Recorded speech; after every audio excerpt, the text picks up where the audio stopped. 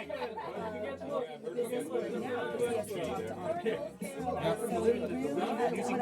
can't hear the music.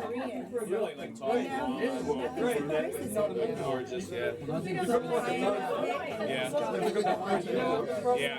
Plus you got the Dungeons surprise. The right of the band. You want to I know what else is like. I feel already.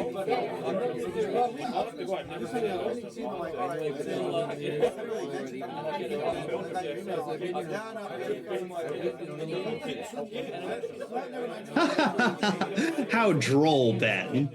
Oh, hello, listener. I didn't see you there. I didn't know that they were letting people like you into this party. Well, we're still glad to see you here at this black tie event. Yeah, welcome to the Infinite Library New Year's party. Obviously, there is no time in the library, but we like to pretend. Well, would you care to sit down, share a glass of sherry with Ben and I? We were just about to discuss our top 5 favorite books of 2024. It's a yearly tradition at this point. We show up at this party and then we stand in the corner and talk about our favorite books and ignore all of the stunning guests here. Like, is that Sally Rooney in the corner?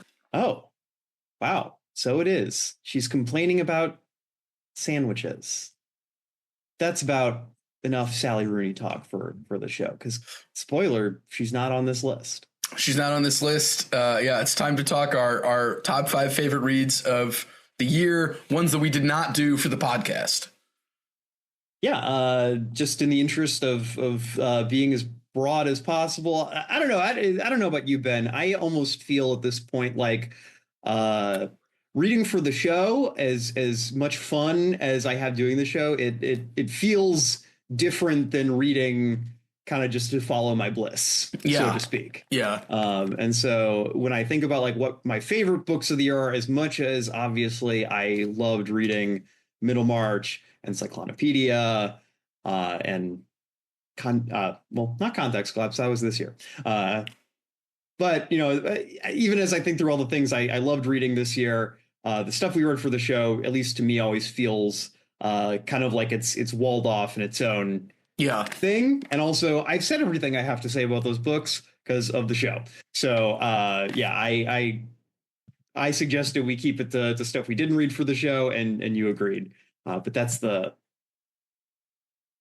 logic there. I did want to sneak Context Collapse on there, but John was like, no, we're bringing the hammer down. And technically that episode isn't coming out until this year. So it might be out by the time this comes out. Well, Ben, do you want to take first or do you want me to? I can take first.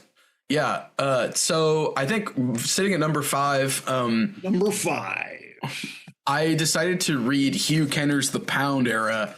And it was kind of like I was interested in learning more about Ezra Pound. And Hugh Kenner is sort of like we could say like old guard literary critic and academic who writes in a way that's incredibly engaging and always has a lot of information, where he's usually giving a lot of contextual information to the stuff he's talking about. He has a great book about Samuel Beckett that I also read.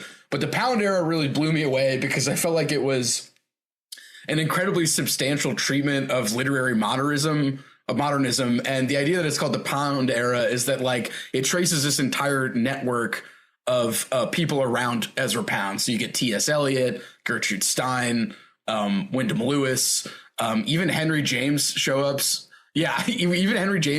up in like a preamble.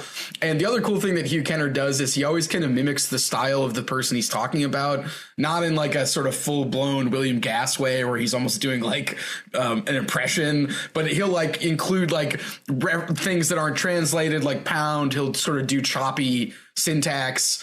And I felt like I learned a lot about modernism and about like what the influence on visual culture, like this sort of like literature made, because he talks about painters and poets and a bunch of other people. But I really can't recommend it highly enough because it reads really well. And I feel like each chapter is something interesting. You even get what is probably the best explanation for why Ezra Pound started becoming anti-Semitic about capitalism, which has to do with like, he did at one point think that like capitalism was lessening the value of literary production in a non-Semitic way, and then suddenly it became anti-Semitic. So there is kind of like a baseline there. That doesn't excuse his actions in any way. And in many ways, Hugh Kenner was one of the first people to like actually write in defense of Ezra Pound after all of that stuff happened, where he was giving like talks for Mussolini and being anti-Semitic, and then he got rightly punished for that, and then people were like, we're not going to talk about Ezra Pound anymore. And so Hugh Kenner was like, I actually think this like is an important history that I want to talk about, and while I'm not going to excuse his behavior, there is sort of like a reason for why he got sort of perhaps too preoccupied with the idea. And also, as the last thing, you kind of get a somewhat explanation for why he thought the way he did about Chinese characteristics, which we got into in another episode, which I won't rehash here. But anyway, a great book, I think, if you want to know about literary modernism, and if you want it's a work of criticism that I think is written in a very engaging way. So that's why it's my number 5. I definitely want to check that out. It's one of those things where, as I said on the Context Collapse episode, I am very ignorant of Ezra Pound to a degree that I feel like I should not be, considering I guess I quote unquote do this for a living. I don't know. He feels like somebody that if you're going to be a literature person, you at least need to be familiar with, and I feel like I need to. That's one of my projects for this year, is to get into him, as I've been trying to get into modernism more generally since we started doing the show. And that book sounds really cool. I really love reading, critics just really deeply getting into like one guy. And Hugh Kenner also will occasionally lament the fact that nobody knows more than one language anymore, which when that book came out in like the late 60s, it's like even more so for some people now. It's just like nobody teaches, French anymore. He'll like just say that suddenly, which I think is interesting. But anyway, yeah. Get ready to learn Chinese, buddy. Yeah. So coming in at number 5 for me is The Book of the Most Precious Substance by Sarah Gran. This book was recommended by a friend of the show, Molly Tanzer, and it's kind of a horror-ish, erotic-ish, thriller-ish, just really kind of interesting novel. So I liked it for a lot of reasons. First of all, it is, Ben, I know a thing you and I both love. It's a book where the story's about people looking for a book, a special book. In this case, a 16th century manual of sex magic, the titular Book of the Most Precious Substance. And it is, I think, like a really poignant sort of look at desire, like sexual desire, but I think also like kind of the ways that like books in particular, and maybe art more generally, like the role it plays in a lot of people's life. I think that, this is something we kind of talked about in our Context Collapse episode, whether or not that's come out yet. People looking for the one book that's going to explain like a whole topic to them. I think there's also an element where people are looking for the one book that's going to like click their life and their viewpoint into place. And, I think a lot of people are subconsciously looking for that. And I think that that's why the kind of image of the grimoire of the magic book is still such a potent symbol for us, because it's this promise that if you keep looking, if you keep reading, eventually you are going to find that thing that is truly transcendent, that satisfies that desire that, I think a lot of us find in art, to leave behind kind of the mundane and enter like a new experiential world. That's obviously a romantic idea, but it's an idea that I think is still very strong in kind of the spaces that, this book is talking about, the spaces that I think you and I are interested in talking about as it relates to art and literature. Sarah Gran, I definitely want to read more of her. She seems like someone that is a good fit for like what we do here on the show, because she's very like literarily talented, but she's also working kind of in genre-ish spaces. She has like a series of like kind of weird deconstructivist detective novels that I want to check out soon. And this book is just really cool. It's a quick read. I got through it in like a day and a half.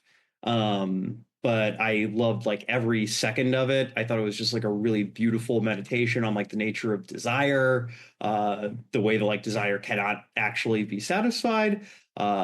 Also pretty steamy, which I enjoyed. And also very funny. I'm gonna spoil what the most precious substance is here because it's funny. It's squirt. Yeah, because didn't Molly say that it was like kind of freaky in like a sex freaky way a little bit? I feel like I remember it saying that. So absolutely, yeah. No, it's absolutely a sex book. It's not pornographic or anything, but it's definitely like in the erotic space, I guess you would say. Nice, yeah. Sounds great. That's my number 5. Listener. We're going to insert a brief pause here where you can participate by telling us what your 5th favorite book of the year was, and you can imagine Ben and our responses. Wow, that was great. Thanks, listener. What a great pick. Wow, Ben. How are you going to top that with your number 4? Well, my number 4 is when we did Telluria by Vladimir Sorokin, I was also reading Blue Lard, which came out in 2024 in translation by Max Lawton.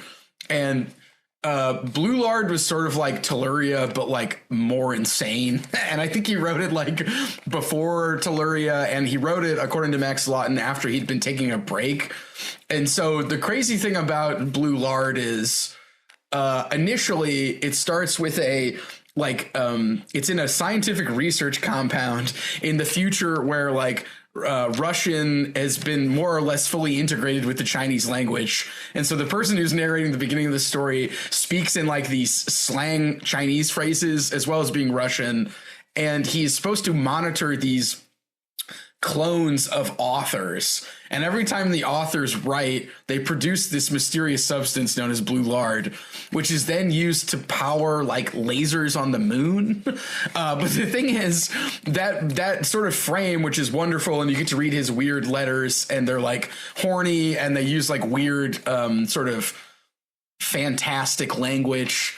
Like he talks about how the meal that they ate, turkey with red ants, it like gave him a fit of violent nostalgia is how he talks about in the beginning of that. That is almost like dropped in a way that I won't spoil. And then the book goes through like a bunch of incredibly surreal and obscene detours involving like a timeline where Stalin and Khrushchev have a gay relationship, and Khrushchev is like a sort of Marquis de Sade guy who eats, he's a cannibal as well as like a deviant. And there's like all of these weird alternative history detours. At one point, a child eats a black egg that he turns into a poet. And basically, like, the entire time you're reading it, I'm just going like, what the hell? And as we talked about in the Telluria episode, the interesting thing about reading Sorokin in translation is sometimes it's hard to figure out where the satire is. And I don't think you're necessarily supposed to all the time. But I got a lot of fun out of like a particular section in which you meet this troupe of post-apocalyptic people called Earth Fuckers. And it's basically a literalization of the joke about blood and soil nationalists, where if you love blood and soil so much, why don't you fuck it? And so like they're just like humping the soil, and sort of like Sorokin just gets this joke off in like an extended chapter and then just moves on to the next thing. So I think in terms of like reading stuff that I feel like there's like a logic to it, but at the time it can feel surreal and politically dangerous and confusing and like overwhelming, but in like a really fun way that I felt like I couldn't put it down. And I was like, equal parts sort of absorbed and sort of like not exactly repulsed, but just sort of, it's like grotesque, like it's, I don't know. He really turned the maximalism on, and that's why I particularly liked reading it. And I would definitely say if you liked what we talked about Telluria, it just sort of seems like a more unhinged version of that, and one that I think is less maybe like sort of unconsciously like, oh, wasn't it better in feudal times? Like Blue Lard is just kind of like, yeah, this is wild, isn't it? Like all this stuff that's happening. So anyway, yeah, that's my number 4. And I even gave it to somebody because I wanted them to read it, and I felt like giving them the book was the right way to do it. So that person has my copy of Blue Lard. So Nice. I definitely want to get into more Sorokin. Looking back, like Telluria was an episode that I found myself thinking about a lot as the year ended, because I was maybe for real life reasons to some degree. But Sorokin seems just like a fascinating freak. Yeah. And Lawton is like such a good translator that I feel like sometimes with translated literature, you feel like you have to like do a bunch of research to be like, is this a good translation? Like, am I going to like lose something if I don't like wait for like a better translation to come out? But I never worry about that with a Max Lawton joint. So good to know. And side note, he's got like 100 books coming in the next year. It seems like that he's working on. So definitely keep tabs on him if you're interested in like weirder translated stuff. So lucky dog. All right. My number 4 is The Devourers by Indra Das. Don't know if you've ever heard of this one, Ben. It was one that had not crossed my radar till I just saw like a random post about it, where someone said it was the best werewolf novel they had read in years. Oh, wow. Okay. So the werewolf novel is actually kind of a bugaboo of mine, in that, we have the classic vampire novel. We have Dracula. We have the classic like Revenant novel and Frankenstein. We don't have like, there really is not like a great werewolf novel. Yeah. And I don't know why that exactly is. But I'm always looking for, I think werewolves are cool. It's an image that like really stuck in my head when I was like a kid. And so I'm always like looking for a book that's actually like doing something interesting with werewolves and isn't just kind of like furry power fantasy stuff. I find that completely uninteresting. And Indra Das succeeds at that here. I don't know if this is like the greatest werewolf novel of all time, but it is absolutely an awesome werewolf novel and just a really interesting novel in general. So it's a werewolf novel that takes place in India. Oh, wow. We have kind of an epistolary format. So we start in the present with like a professor who meets this kind of stranger who asks him to translate these documents from like the 16th century like Mughal Empire that we quickly realize our first set was written by a werewolf from somewhere in the Nordic area. He goes by like Fenrir, like that is what he's like named himself. Okay. And he's traveled to like India, and long story short, he ends up he rapes like a human woman in India, and then the second part of these documents follows this woman as she like chases after this werewolf to try to get some kind of revenge on him for what he's done. So what this book kind of does that's really interesting is they're werewolves, but not exactly. Like he throws out a lot of like traditional lore to, I think, do something a lot more interesting. So the werewolves in this book, they are immortal, and they are shapeshifters who have like a very interesting relationship with like memory. So like they eat people in part because like the memories and like souls of like human beings like sustain them, but that makes their sense of identity like very hazy. So there's a lot of stuff with kind of memory of how does one make sense of one's own identity in the world. How changeable, how malleable is a person. So it uses these shape-shifting creatures to kind of ask these broader questions about, chimerality, hybridity. And I think that the Indian setting there is really interesting. In the 16th century, when the story, you know, the historical narrative starts. This is like the Mughal Empire. This is pre-colonialism. We start to see kind of the first edges of that creeping in with some characters later in the book. And I think that it's kind of asking questions about like, what is this country of India, you know, in the context of colonialism, of being violently changed into one thing and then trying to find an identity, you know, within that, outside of it, after that. And, you know, also just more questions about sort of individual identity. There's a twist that comes at the end of the book that I'm not going to spoil here, that really recasts everything that you've read in a new light that I think is really good. And yeah, I really liked this novel. Absolutely recommend it. Cool. 2 thumbs up. Yeah, that seems like a nice way to work with the themes of the werewolf. Because like if, yeah, Frankenstein is like monstrous creation and, you know, Dracula's vampirism, then it's like the werewolf would be like identity transformation. So that sounds like a cool way to like write about it, basically. Yeah, absolutely. Listeners, how about your number 4? Oh, wow, that's a great pick. Yeah, wow. Wouldn't have thought of that one. Well, I guess it's time for my number 3. So my number 3 is Speedboat by Renata Adler. Now, Speedboat is, I think, initially the New York Review of Books, I think, were one of the first people to reprint some of Renata Adler's stuff from the 70s, or it's like late 70s, because they reprinted both Speedboat and Pitch Dark, I believe. But so Renata Adler's Speedboat is a crazy book because I feel like nobody really told me about what the experience of it is reading. They're just like, read Speedboat. And the crazy thing about Speedboat is that it's written almost like, I can only describe it as like looking at your phone, even though it's written in like the late 70s, because like there's not really a narrative. It's more like observations. It's like a series of observations that she wrote. She was a journalist. She had a bunch of odd jobs. She has a very famous takedown of Pauline Kael, where she talks about how Pauline Kael's style is all about pummeling the movie into submission, as well as pummeling the viewer into agreeing with her on the treatment of the movie.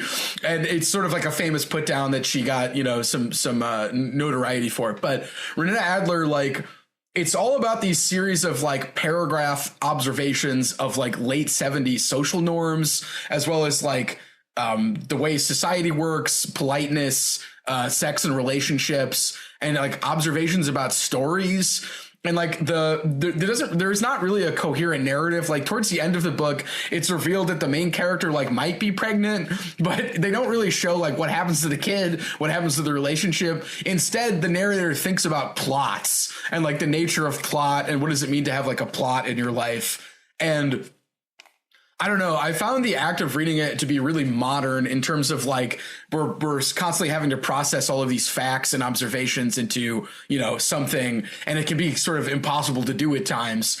And so watching somebody kind of like zip along the surface of everything like in a speedboat, basically in a way that's just like paragraph by paragraph, is really cool. And her writing style is like a lot of like really closely observed observations, but it's not showy in any way. And it's almost written in a way that sounds like speech, where she's like, the sentences almost sound better spoken out loud to me than like, I mean, reading them is, you know, makes sense. But like, if you actually like read the cadences of someone, they sound like somebody talking and like observing like, oh, I noticed this thing and this happened. And sometimes like something will be presented and there won't be a moral. So like you'll just be told something and you're like, I don't know why I'm being told this, which I think is also like, you know, to me, simpatico with the way we lead our lives now. And then other times there will be a moral. So I don't know. It's a short book. It's like maybe 200 pages. Pretty fascinating. And I found myself thinking about it a lot after I read it. And I big recommend on Speedboat. I'm going to try to read her next book, Pitch Dark, where apparently in Pitch Dark, she actually wanted there to be more of a plot, but she wanted it to be written in like the same style. So I'm excited to see how that plays out. Nice. Yeah, Ben, actually, you got me a copy of this book for Christmas, so I'm looking forward to digging into it here soon. So I will hopefully have more to say on it in the future. But it sounds interesting. I mean, I think that something I feel like you and I have talked about is kind of going back to some stuff like that in the 80s, where you can kind of see echoes of how we live now, like in a past that we kind of now think of as like, oh, no one was feeling that way at the time. Yeah. The way that like a lot of these like modern psychoses that we associate with things like social media, they maybe been with us longer than we realize, and we're just experiencing them in like new permutations. Yeah. And like, it's just, I don't know, it's an interesting treatment of that idea in a time where, as you said, John, like, yeah, it probably was nascent or developing, but there was nobody talking about it in this way that feels like really modern. So, yeah. Yeah. Well, cool. All right. My number 3 is The West Passage by Jared Pechacek. I think that's how you pronounce it. I'm not 100% sure.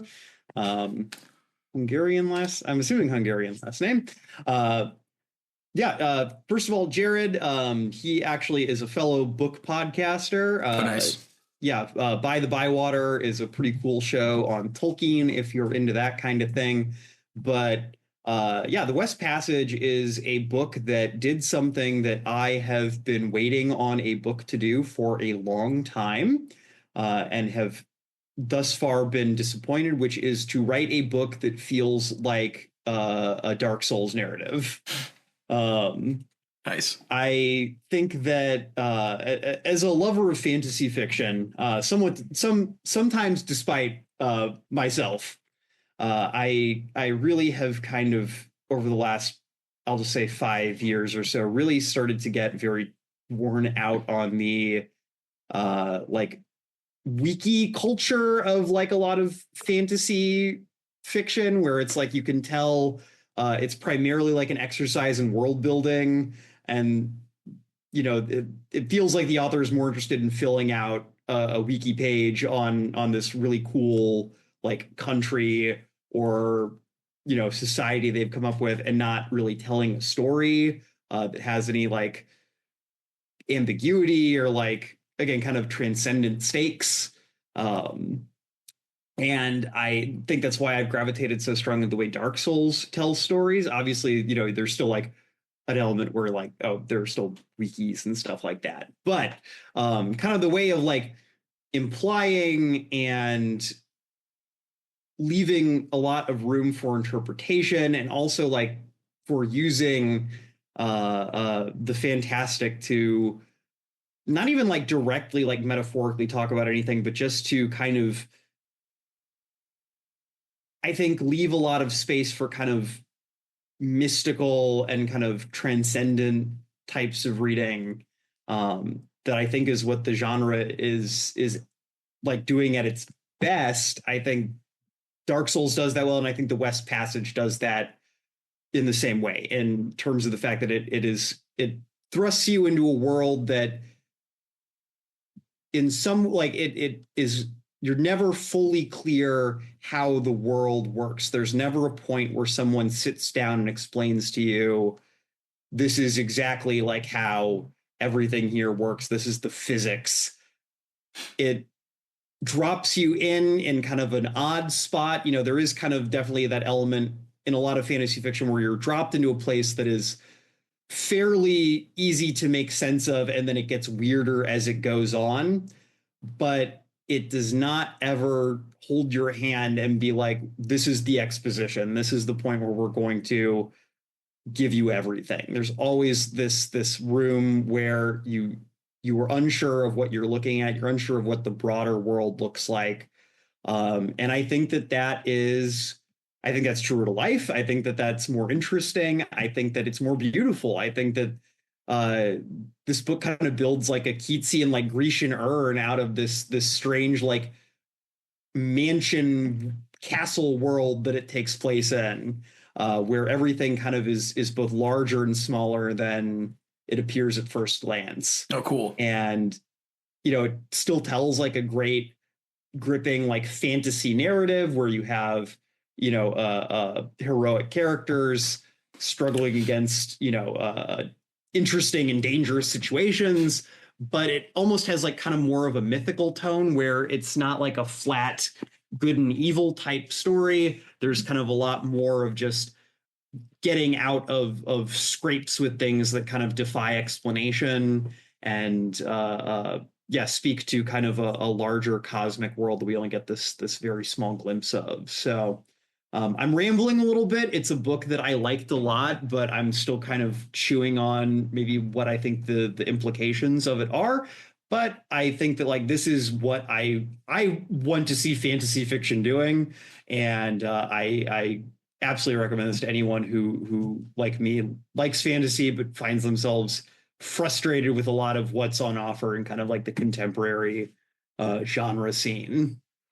Yeah, I also feel like you were saying about when it's a wiki summary, there's not enough room for your imagination, because everything's like filled out so that we understand exactly what's happening. So I like the idea of there being gaps in the presentation, because I think like, you know, somebody's made that observation about like when you make prequel, you know, media, it's like you're filling in all the gaps. And I think it sounds like a similar thing's happening here, where it's like it's more about like experiencing the story and then not realizing that you don't know certain things because, you know, it's more about what's happening in front of you or something like that. Yeah, you know, I think that I understand why fantasy authors do what they do to some degree, because, you know, when you read a realist, or not even a realist, but like a novel that just takes place in our world, the fact that you live in our world fills in a lot of the kind of ontological details. Yeah. And you can worry that it's like, oh, how do I make sure that they understand what's going on here? You know, when there is like a mechanical plot purpose to make sure that is understood. But I think that we've really, and I don't know exactly what it is that's caused this, but I feel like we've really like hit kind of a weird point where there are people who enjoy world building more than they enjoy writing, working in the fantasy, or more than they enjoy storytelling, working in the fantasy space. And I don't really know what you do about that, because I'm not like, world building can be fun. It can be, you know, it's a legitimate creative exercise, but it can also make for a lousy novel. And I think when I think about the fantasy fiction I really like to read, when I think about people like Gene Wolfe, now, you know, Jared Pachacek, or even, you know, Tolkien, I think that something that I realized when I went back and read Tolkien again a couple years ago was that there is a lot more ambiguity in those books than you guys. There's a lot more mystery than there is in a lot of contemporary fantasy fiction that's aping him, or at this point is aping people who are aping him in the 70s and 80s. Especially like in Lord of the Rings, like what the white tree is. I feel like you don't really know what that is until you read the Silmarillion, basically. But characters like talk about the white tree in Lord of the Rings. So, or our good friend Tom Bombadil. He's a merry fellow. He's a merry fellow. His coat is blue and his hat is yellow. So yeah, more gaps in fantasy literature, less world building. I can agree with that. Listener, what was your number 3? Oh. Okay. That's certainly a choice. Well, moving on. Then your number 2. My number 2. My number 2 is, I'm putting it at number 2 because I feel like to put it at number 1 would be a real pervert move, but it is a pervert book. This is The Kindly Ones by Jonathan Littell. So I was thinking how I had recently been reading a lot of things, like you were kind of talking about this, John, like things that you're almost immediately familiar with, like you kind of know what's happening. And I was like, I want to read something where I'm confused and upset and I don't know what's happening. And somehow I stumbled ass first into The Kindly Ones by Jonathan Littell, which was a incredibly contentious, somewhat famous World War II novel written by a Frenchman in like 2006, 2007. And it's basically the sort of confessions of a pervert SS officer in World War II. And it's like 1,000 pages and it's all written in this sort of like grounded first person account of just unbelievable atrocities.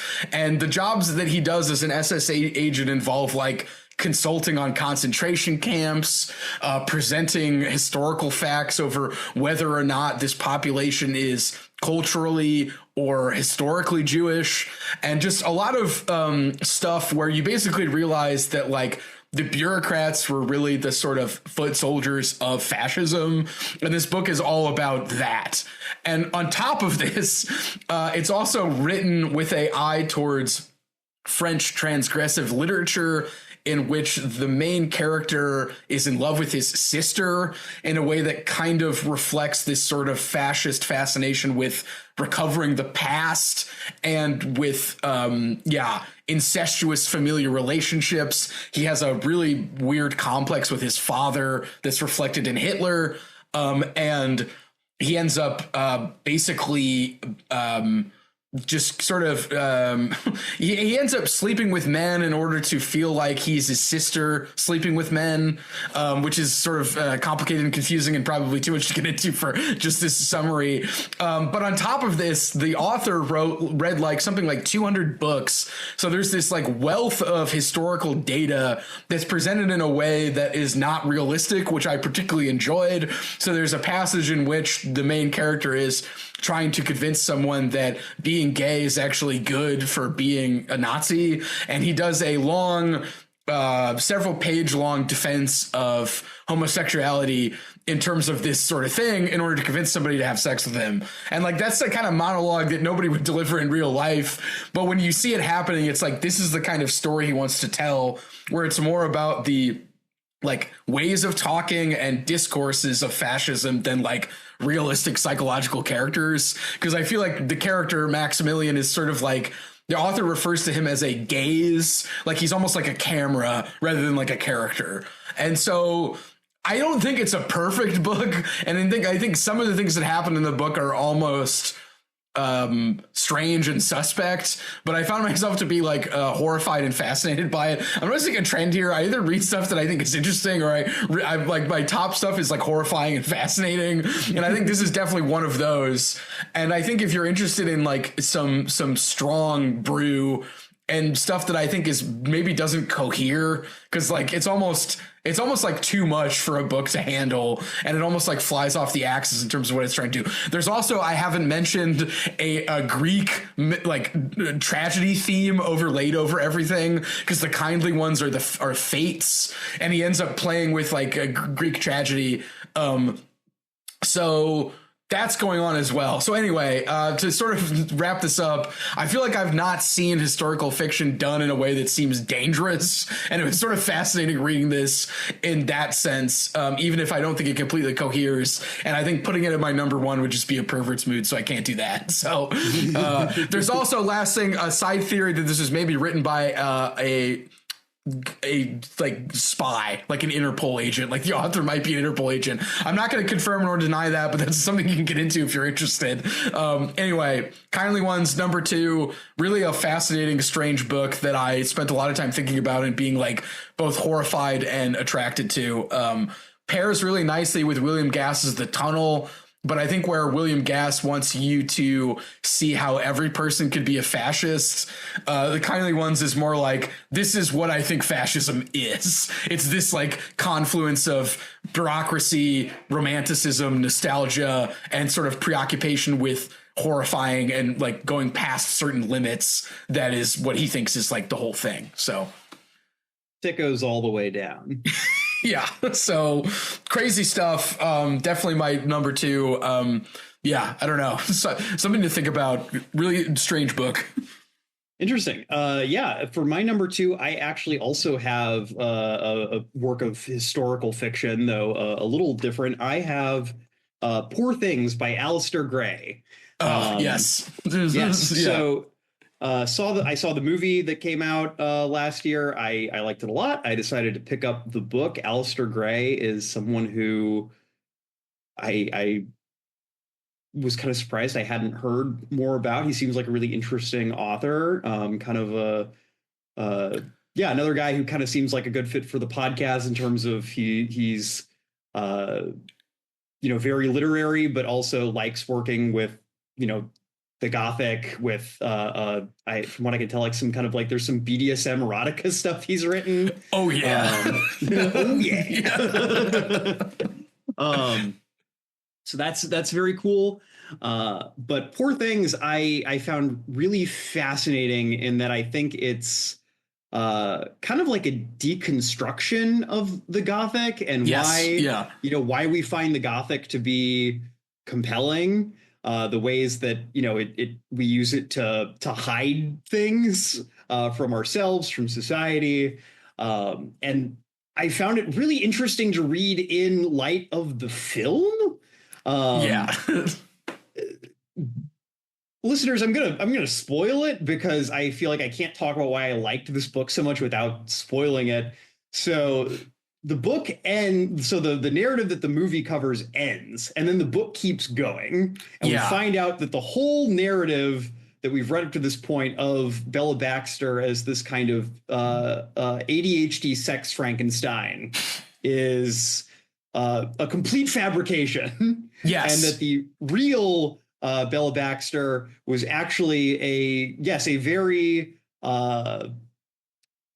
very passionate, very intelligent, very interesting woman, but a normal woman who, in fact, was not happy in her marriage to the man who wrote this sex Frankenstein narrative to basically explain like why she ended up divorcing him.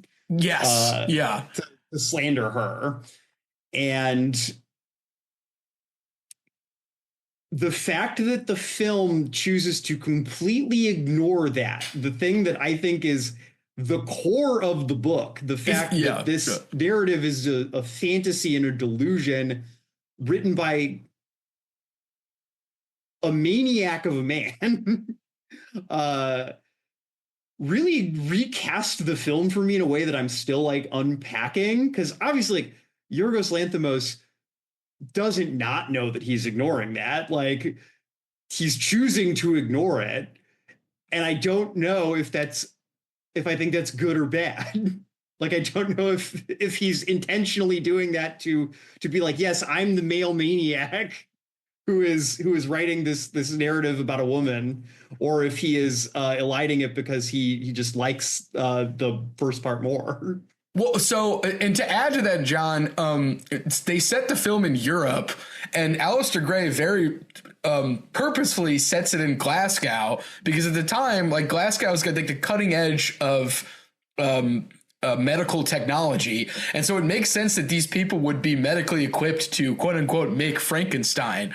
And like, Alistair Gray has been preoccupied with like representations of Glasgow in all of his writing, because he says like, everybody neglects Glasgow. They think it's a horrible place. There's, in one of his books, someone says like, why don't people write beautiful things about Glasgow? And another character says, because nobody wants to imagine themselves living here. And so the point is that like, you have to imagine Glasgow, and that's like sort of Alistair Gray's whole project.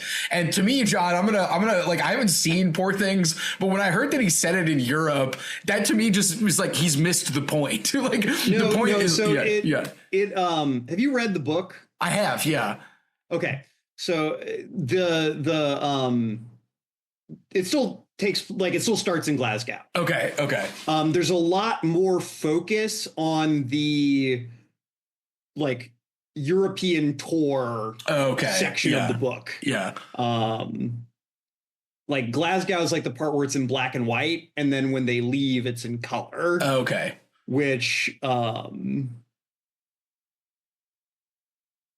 is a choice that I think I get a little bit more, because it's kind of, I don't want to get too much into the movie. That's kind of outside of the scope of the podcast, but it's still in Glasgow. It's also, the other places also have like kind of their more distinct visual language that I think they pushed a lot more in the marketing.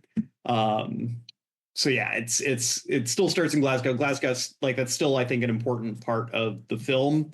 But maybe it's definitely downplayed from the standpoint of like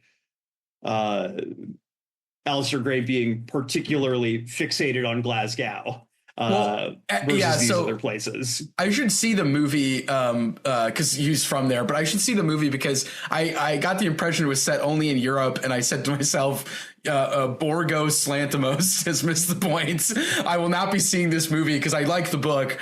And then I found out later, as you were saying, John, that he cut out the conceptual turn, which is like the whole one, I think, to me, reason the book works. And two, represents like Alistair Gray kind of trying to write outside of his perspective, because the first two books of his that I read are kind of about like horrible men and like they're kind of like the sort of lies and delusions that men tell each other. And then in Poor Things, like with that turn you just described, he's trying to like right outside of what he usually does. And so I think that's cool. But then like, yeah, I don't know, it's not in the movie. So as you were saying, John, it remains to be seen like why Yorgos Lanthimos did this. But I being a big Alistair Gray guy, I'm like, no thanks. So it's fun. But yeah, second Alistair Gray, John. I think he's a really cool guy, and I think he always makes books like as if they're art objects. Like all of his books have illustrations. They play with table of contents. They play with typography, and they're like artist objects, which I think is really cool. So nice. Yeah, I definitely want to read more of his work. I'm trying to figure out like what the next one to pick up is. I know a lot of people like Lanark, and I just feel like it's probably like a bigger project that I want to tackle right now, considering all the other big projects I have to tackle right now. But we'll see where the year goes. It's a very big book. Janine 1982 is the BDSM one, and that one's like contained. I actually like Janine 1982 a little bit more, even though it's kind of like a grosser book. So because it's like that's just like it's the masturbatory fantasies of a conservative Scottish home defense repair salesman, and he's basically like retired to his hotel to jack off. And so the way the story is presented is he's trying to jack off, and you're given his fantasy like written as if it's a porno, but it keeps getting interrupted by like stuff that's happened to him, and like that's how his character is like revealed basically. So I don't know, crazy stuff. Some people don't like that one, but like I don't think I've ever seen a book written that way before, so I gotta love it for that reason. But nice. All right, well, I'll see if I can track a copy of that down. Listeners, do you also like Alistair Gray? What was your number 2? Cool. Huh. Anyway, moving on. Anyway, on to the Ben. You know, I have a motto, and that's if you're not first, you're last. So we're talking about the only book of the year that matters right now. Yeah, that we read on our own for fun. It was us following our bliss, as you said in the opening.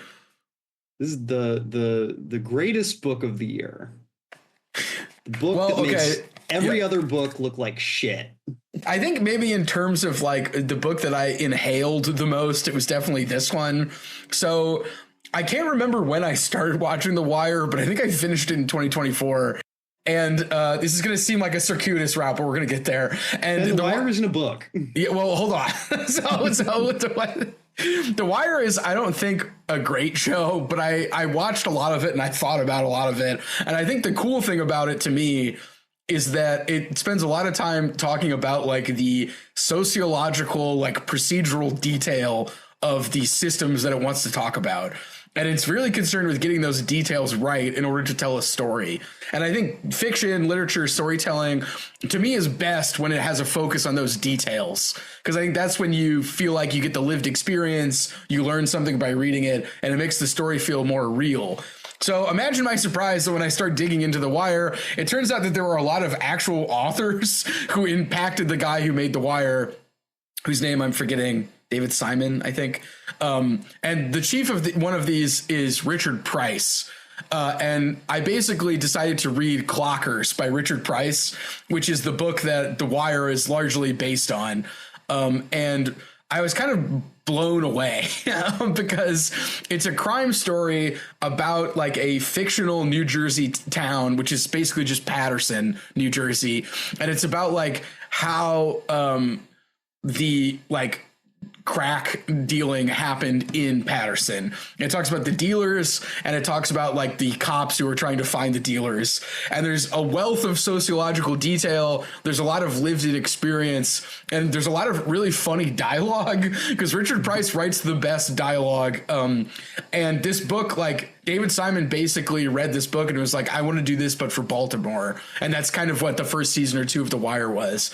Richard Price is an interesting guy because he's like I would say he's like a sort of like late 70s boomer author, but he's really concerned about with like getting the details right.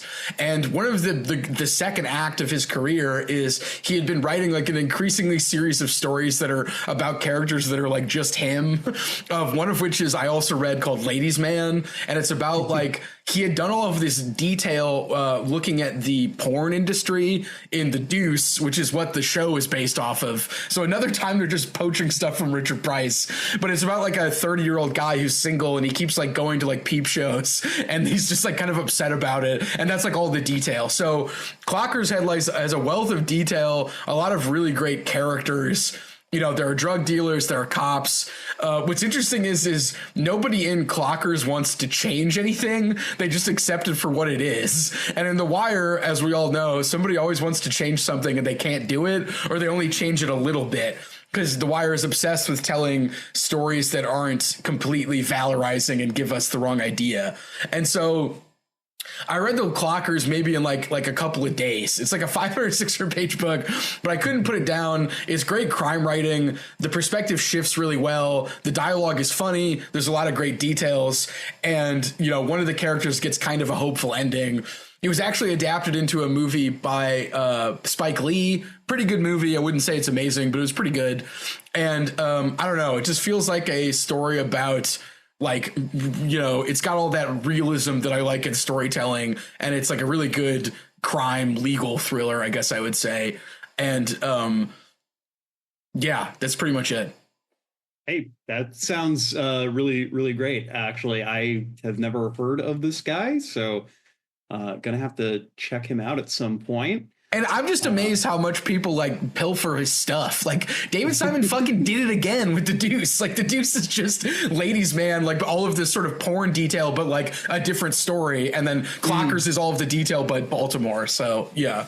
Yeah, it seems like he's just kind of plugged in with like the entertainment industry. Like it looks like he's done a lot of screenplay writing too, which I'm sure helps kind of taking his work and adapting it. Yeah, and he wrote the script for Color of Money, which is a great Scorsese pool movie, and the script's pretty awesome. So yeah. Yeah. I haven't seen that one. I should fix that. It's probably the closest Scorsese's going to get to doing a sports movie. So yeah, he's not really a sports guy. Yeah. All right. Well, my number one is actually going to be a very different direction, which I guess is good because we want a broad list. So I feel like last couple of years I have had like a book that's just really shaken up not just the way I think about like reading, but like the way I think about the world, the way I just think intellectually. 2 years ago, I read The Guide for the Perplexed. This last year, I read, and I talked about in our last episode, I read Nagarjuna's Middle Way. This year, the book that did that for me was The Dialectic of Enlightenment by Adorno and Horkheimer. I'm not always like a huge critical theory guy. I'm working on getting more into that world because I think that a lot of that thinking is super important and obviously informs a lot of what's been going on in I guess we would say like high literature for the last half century or so. But this book is compared to like what you think of when you think of reading theory. Like this book is both incredibly like enlightening, excuse the the pun there, I guess. But it's also like incredibly funny.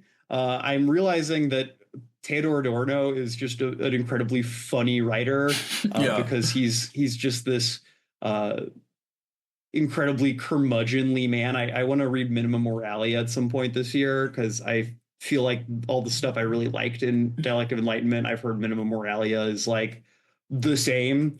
It's kind of a bummer of a book because the whole point is questioning the sort of Enlightenment ethic that really informs not just like modern capitalist society, but even like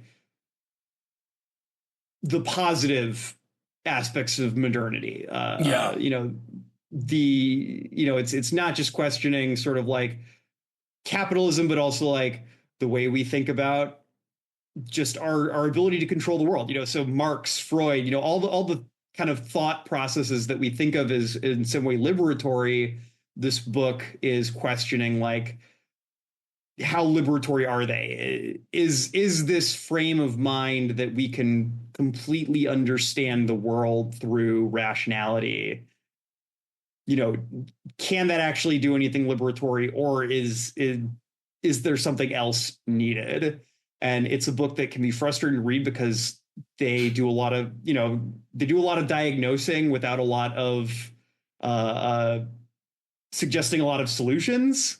I know that there are definitely people like on the left who don't like Horkheimer because he more or less, he kind of stood by while like the 60s happened and just kind of like wagged his finger at his students who disrespected him by like breaking into his lecture hall.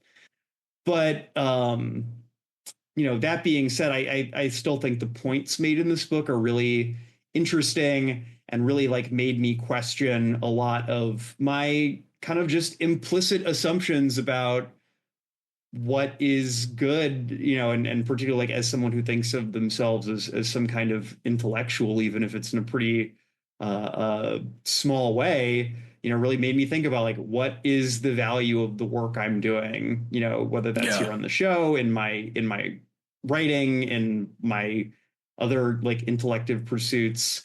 So it's a book that's kind of hard to like say any one thing about because it's so broad. It starts off with two like essays, one on the Odyssey and one on Justine by Marquis de Sade.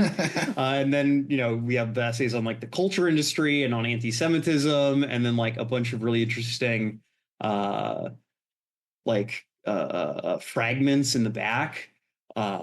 So it's really hard to like kind of say any one thing about this book, but it's the book that I found myself thinking back on the most through the year.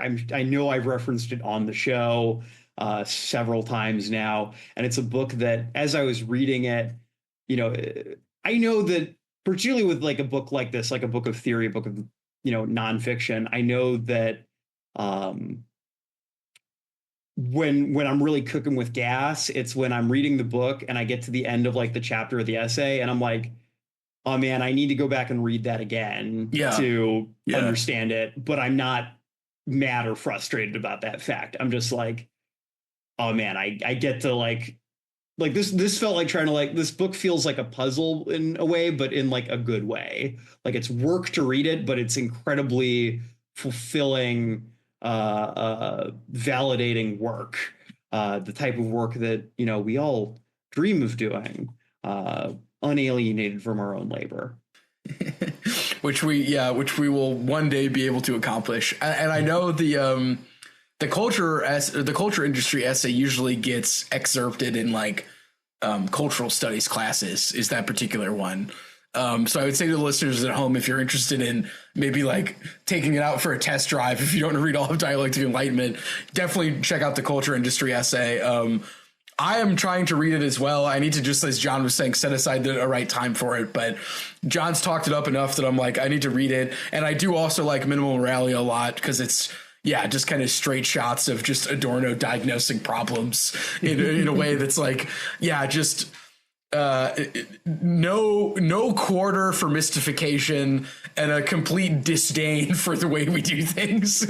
So just kind of how I would describe Adorno's position. But one of my favorite memes I saw this year was the Reverend Lovejoy talking to Marge Simpson, and he's holding Minima Moralia instead of the Bible, and he's like, Marge, you ever read this thing? Technically the way we open car doors is fascist. Yeah, just the way that our modern life forces us to suffer indignities for the way things are. Yeah, it's like, yeah. So great stuff. I'll definitely going to try to read that in the coming year. And then when you mentioned Nagarjuna, I was like, oh man, I meant to read that too. So those are I'm moving those to the top of the list. I need to get on your level, John. So. I have a great program, listeners, where when my house is running out of room for books, I tell Ben, hey, you should read this. And I know nothing bad's going to happen to the book, but I know that he'll hold on to it for years before he even gets to it. So I don't have to hold space for it. Yeah, it's the great book shuffle. And you just shuffle the same amount of books around because you don't have space for them, but you know you don't want to really get rid of them, so you give them to someone else. But... And listener, what was your favorite book? Okay, I can see that. That's pretty good. That's a good pick. Yeah.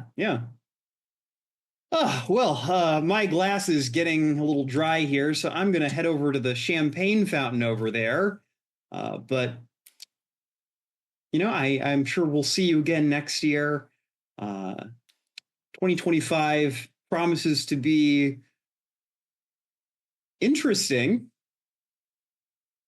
But I hope that for you, listener, personally, it is a year full of light, laughter, personal growth, and good books. Yeah, plenty of books.